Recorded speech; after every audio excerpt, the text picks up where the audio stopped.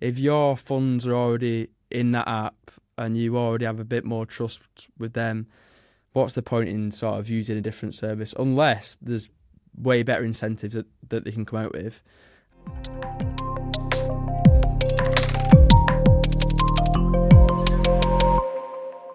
Hello and welcome back to the Payment Expert Podcast, your source for the latest news, insights and analysis on the payments industry.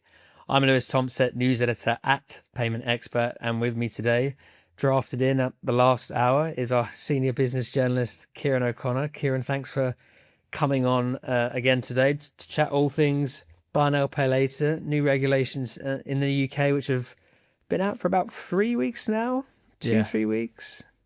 Yeah, it's good to be back. I mean, it felt like I wasn't on for ages, and now I've been on back-to-back weeks, so just can't get enough of me. No, just can't. Yeah, it's too good. We'll see. We'll see. Well, with the buy now pay later, obviously I think it was around the 15th of July.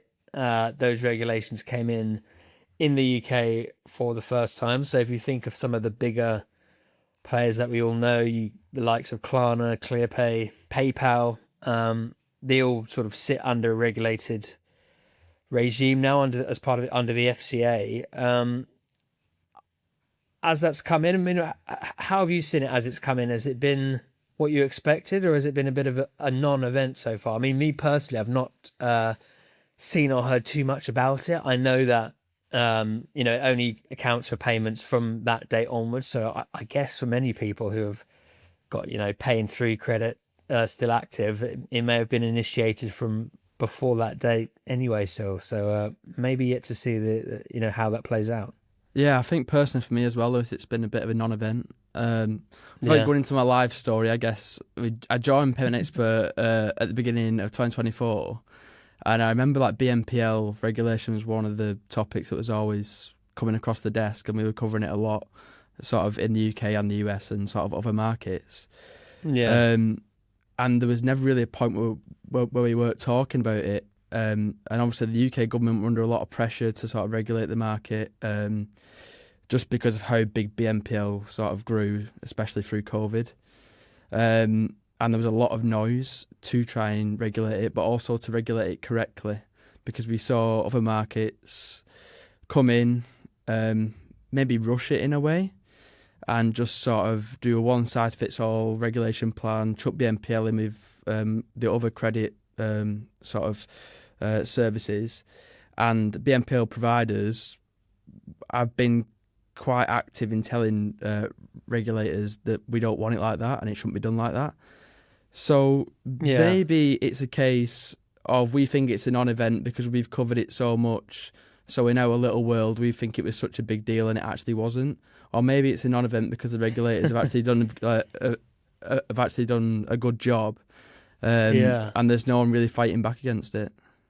Yeah, I think you're right on that second point actually, because I know that the big three I mentioned, Klarna, ClearPay, PayPal, etc. I think they fall under the temporary permissions regime, so not full authorization as of yet. So but they are compliant with most conduct rules, just not at, I guess, the FCA's full bar of regulation. So in that sense, it is kind of a non-event by design from the FCA, which I think is probably what they were going for. I mean, if you think 1 in 5 adults in the UK, have used buy now pay later from last year, that's around 11 million people. I think around 13 billion spent. So to have such a massive shift without having a settling in period, a time before those regulations come into effect, would have had a big impact. As you see it now, should it have happened years ago? I know obviously buy now pay later has gotten very big. It's been around for maybe longer than we expected that it has been. Time does fly, but or do you think they've got the timing right, just as the market's gotten to where it is and the size it is today? Yeah, I think BNPL definitely could have been regulated earlier. I mean, it grew so fast. I mean, so many people were using it. I mean, I don't know if you've used it, Lewis, but I know I have quite a lot in the past couple of years. So it definitely could have been regulated earlier. But I think the fact they've left it. Now, I don't know if this is the reason, but it sort of looks this way, that because the FCA have allowed the market to maybe mature, they've also allowed them enough time to sort of understand the market and not rush into it. So there isn't really much guesswork in how they're regulating, even just how it benefits consumers, how it benefits businesses. They're not really doing any guesswork. So there is definitely an argument that it could have come in earlier, but it's definitely not rushed, which, I mean, we've seen other markets come in and they really seem to have just been in such a panic to make sure that consumers are protected that they've just sort of brushed over what BNPL is, and even just brushed over how it actually works. Yeah, I remember back in a bit before you joined, back in 2021, and years ago, shows my age a bit, but there was the Woolard review, which I think recommended buy now, pay later. Back then, back in 2021, sort of in that God, yeah. COVID era, that was when they recommended regulations to come in. But I think maybe if you look at the FCA, they perhaps, if they regulated it then, it might have risked locking in the rules onto a product that probably was still taking some kind of shape, and they didn't really know, how it would fit. I mean, it has matured massively in that time over the last 5 years. So I suppose it's a give and take, isn't it? On the one hand, maybe it could have been regulated earlier to mitigate some damage in that growth period, but knowing how the product is as well at the same time. It's always a fine line as to when to bring in regulations, I guess. But looking at the changes as they've come in, I suppose the main one is affordability checks on any new kind of single transaction. So every purchase that you make using it, it'll go through a single transaction point. Do you think that makes sense for every transaction? I mean, if you've literally, you said you've used it quite a bit, Kieran. If you go and buy some, I don't know, a pair of trainers or sneakers for our American listeners and viewers, if for, I don't know, £80, £90, is that something you want to have a check on it, any kind of purchase like that, even if it's less than that? Do you think it maybe treats it like a mortgage application for the smallest of things? Do you think there needs to be more of a line there? Yeah, I mean, personally, I do think it's a bit heavy-handed, especially when you're sort of reading about it. Yeah. I mean, if I was going to spend 50 quid on anything, I wouldn't expect sort of a credit check to make sure that I can afford it. However, playing the devil's advocate on this again, I think the FCA are probably trying to prevent maybe a repeat, because a lot of people may be using BNPL not just for the big purchases, but they may be using it for every purchase they ever make, which the majority might come under £30, £50. So if they're using it for every purchase, really every single one needs to be checked. So I do understand it. But this does sort of put all the pressure on the likes of Klarna, who then have to make sure that these small affordability checks for the likes of a pair of trainers doesn't really affect your experience. And I don't know if it has for me yet, and I've not really heard about anyone in my close family circle or in my close family circle to say, God, the BNPL stuff has really changed and it's an absolute nightmare to work now. So I think for now it is working, but as we say, a lot of the existing payments people had won't be under these regulations yet, so we may see some issues in the coming months or weeks.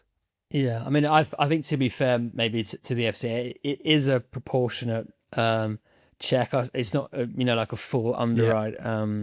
So it's not treated as a full on loan. But I suppose when those orders stack up, so as you mentioned, people will have, I don't know, a £30 payment there, a £40 payment there, 50, 60, whatever it is. As those stack up across different providers with no share views, that's I guess what per transaction checks may still miss across that spectrum, which is perhaps why it's important to have those checks to note that.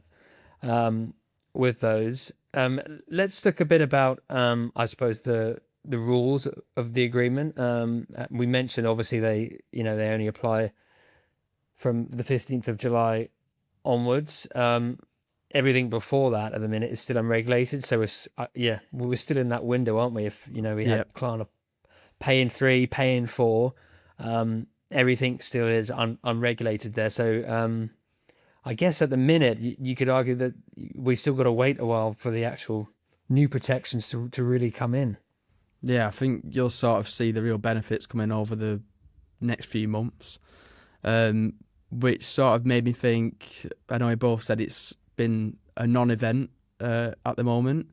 Maybe Yeah. over the next few months we might see some issues trickle in, and it might become a big story that we'll be covering on Payment Expert. So I guess who knows? But yeah, the benefits will come in over the next few months. So yeah, who knows? Maybe some issues will arise, but apart from that, we'll have to wait and see, I guess. I mean, let's look at let's take Klarna for example. I mean, as one of the biggest buy now pay later providers in the UK. I mean, obviously the rules will target them alongside ClearPlay and the likes the most. But if we look at Klarna's activity, which I find maybe interesting, maybe coincidental, is you could almost argue that they're almost moving away from the buy now pay later space in a way. I mean, they've applied for a US banking license back in July.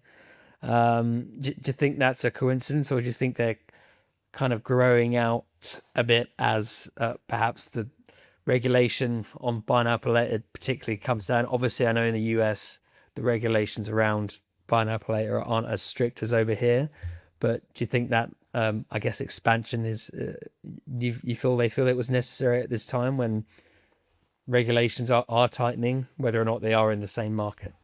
Yeah, look, I mean, Klarna sort of moving away from BNPL, and we all look at Klarna when it comes to BNPL as whatever they're doing is sort of how the market is going. Yeah. Them sort of repositioning, maybe looking for a banking license in the US. I mean, they put the application in on the 6th of July. It shows that they are trying to reposition themselves, which I think is a logical move, given that when regulations come in, like the ones in the UK, and how other markets will probably start to move soon as well, if they've not already, the sort of margins from the BNPL service will shrink. And then you add the affordability checks, sort of the data requirements that they'll need, and all of a sudden they're spending a lot more money as well. On the back of that, I think we've also seen, well, I know I have personally, I've seen banks, like the challenger banks, like I think Monzo now offer a sort of BNPL scheme linked to their card in their mobile banking app. So they've also got competition from banks, and I think to really make sure that they are making as much money as they once were, they have got to sort of pivot and maybe offer BNPL in a sort of wider array of services, just to sort of soak up some of them costs that they might see now the regulation is coming in. Yeah, I mean, yeah, do you think affordability checks in themselves, in essence, they're going to cause a lot more expense? Yeah. So in that sense, you're probably right in that becoming a bank, as it were, would be the logical choice to do. I mean, do you think it points to the fact? I mean, I know you mentioned Monzo offering it too, which is interesting as well. But do you think from like the pure buy now pay later perspective, is like Klarna's move telling us that having just a standalone buy now pay later product on its own now doesn't really maybe work as a business anymore? And obviously they're big enough to go and expand and get their banking license. But if you think of maybe smaller providers who haven't got to the same size as a Klarna or a ClearPay, do you think maybe it's going to be really difficult for them, particularly in the UK where there are these affordability checks? It's going to be really hard for, I guess, smaller providers to take their share of the market. Yeah, I mean, BNPL for a long time was sort of like the Wild West, wasn't it? Everyone could sort of Yeah, have a go. well, yeah. It was completely unregulated. Everyone could have a go, chuck the hat in the ring, try it for a bit. And a lot of them made a lot of money. And now the regulations are sort of coming in. like we said, the likes of Klarna will be able to survive it. But the fact that they are sort of repositioning and looking for maybe to offer other services or to soak up some of them costs by bringing in revenues in a different way does suggest that the smaller providers may end up leaving markets like the UK or may end up repositioning themselves or pivoting, or you might see maybe the likes of Klarna maybe acquiring some of these smaller issuers. So yeah, I think there is a lot to come in sort of how these regulations and how these costs are sort of impact the wider sector. But you'll definitely see providers putting in them banking licenses and moving into sort of other areas because, let's be honest, it's gone from sort of a start-up phase, the BNPL sort of sector, and it's now turned into a mature market where you can't really compete against some of these bigger players. Yeah, I mean, that's very true. And just particularly, I guess, with the regulations in the UK, the market will probably consolidate quite a bit there. But it's interesting to know, if you look at the difference, I guess the UK has become, I guess, the harsh standard for regulations now on buy now, pay later. Whereas if you look at the US, I suppose they've always been, well, under the administration as it stands, a lot more market friendly. I mean, they've scrapped their federal buy now, pay later rule, and they've seemed to have gone the other way entirely. Do you think it's pushing maybe the innovation that way a bit? And that we mentioned those smaller players that maybe don't have a space in the UK market at the minute. Do you think it pushes them over to somewhere like America, where they can innovate a bit more? There's a lighter touch regulation, and they can test out new products, new ideas, new financial incentives for consumers. Yeah, I mean, I wouldn't be surprised if smaller providers make the switch and cross the Atlantic. But I Yeah. also wouldn't be surprised if it's a bit like boarding the Titanic and there's a big ice cube that ends up sinking the ship. Pretty much because the US, although we sort of see it as this sort of land of opportunity, and I know this is the case also in crypto, and they're taking a much more sort of lighter approach there. When it comes to BNPL, I wouldn't say it's the perfect place to sort of operate. They've had a lot of troubles in the past. I know before Trump come in, the Biden administration really tried to regulate the space, and they sort of opted for the one-size-fits-all approach. They tried to regulate it and just chuck it in with the sort of credit cards and all that. And I think it was Klarna at the time who compared the regulations and said it's like comparing apples to oranges. So in other words, they weren't a fan of it.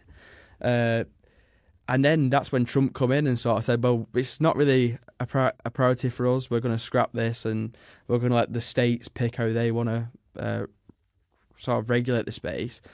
And so far, we've seen a real patchwork in this in how different states are regulating it. Some have done the thing that providers won't like and just chuck them in with the likes of the credit cards, which will which I think puts providers off more operating there than it does operating in the likes of the UK, which have really tailored their regulations and their approach. However, there is still a lot of states to sort of decide how they want to regulate the sector, and if some of them see an opportunity in maybe taking a lighter touch, but also maybe more of a tailored touch, they could definitely attract some of these smaller providers and really improve their economies.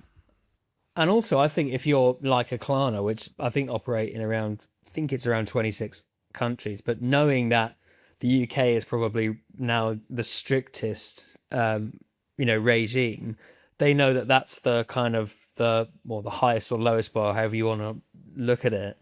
That's the kind of the bar, and anything else can be more lax. So in all the other markets, they can lax it to fit that, but at least they know that what the hardest bar is it maybe in the world, and as and when or if anyone ever introduces anything stricter than that, perhaps not at the minute, because that that seems to be a fair way of regulating it, and the FCA have taken that kind of strict views. So maybe it provides for them some kind of clarity. I know the likes of the Klarna have kind of called for regulation before, so maybe some clarity in terms of what the bar is, and then moving it down in different markets, and of course moving into other areas too, like with the US banking license.